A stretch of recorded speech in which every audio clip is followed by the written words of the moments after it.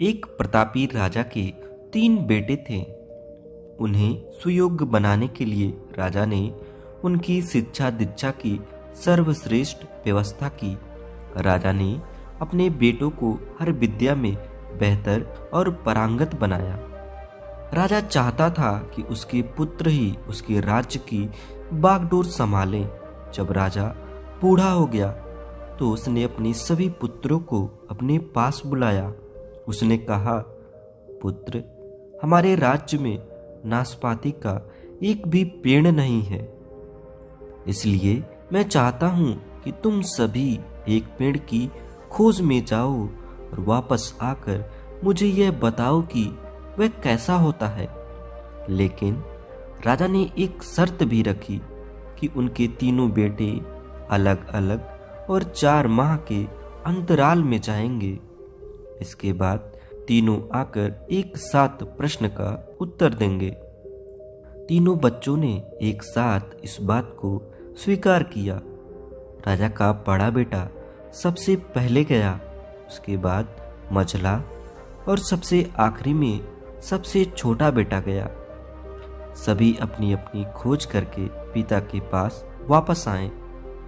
राजा ने सभी से बारी बारी से पूछा कि बताओ, वृक्ष कैसा होता है।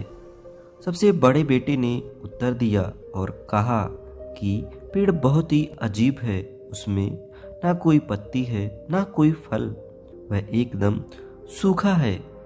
यह सुन तुरंत ही मझले बेटे ने कहा, नहीं तो वृक्ष तो बहुत ही हरा भरा होता है, लेकिन उसमें फल नहीं लगते, बस यही एक बड़ी कमी है।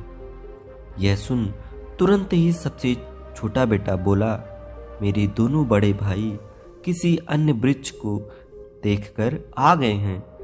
नाशपाती का पेड़ तो हरा भरा होता है, फलों से लदा हुआ होता है, मैंने खुद अपनी आंखों से देखा है। तीनों बेटे अपनी अपनी बात पर अड़ गए।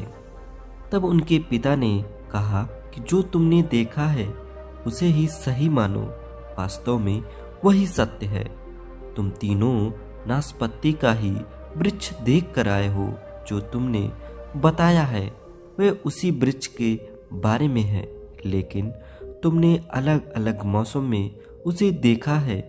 राजा की बात सुनकर तीनों पुत्र एक दूसरे का चेहरा देखने लगे।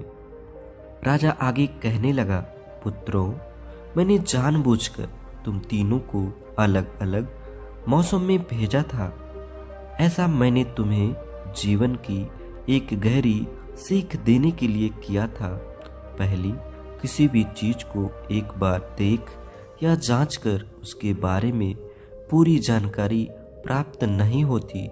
किसी भी व्यक्ति या वस्तु के बारे में पूरी जानकारी प्राप्त करने के लिए उसका अवलोकन लंबे समय तक करना पड़ता है। किसी के बारे में राय जल्दी नहीं बनानी चाहिए। और दूसरी, हर मौसम हमेशा एक जैसा नहीं रहता है। नाशपाती के वृक्ष पर जब भी मौसम का प्रभाव पड़ता है, कभी वह सूखा तो कभी हरा भरा हो जाता है। ऐसे ही जीवन के उतार चढ़ाव में सुख और दुख, सफलता असफलता का दौर आता है। ऐसे में हमको भी हिम्मत बनाए रखनी होती है। मौसम की तरह पूरा समय भी गुजर जाता है। और तीसरी, विवाद में तब तक नहीं पड़ना चाहिए जब तक आपको दूसरे के पक्ष के बारे में ना पता हो। दूसरे का पक्ष सुनना बेहद ही जरूरी है, इससे व्यक्ति का ज्ञानवर्धन होता है। तो प्रिय मित्रों, उम्मीद करता हूँ यह कहानी आपको जरूर पसंद आई होगी।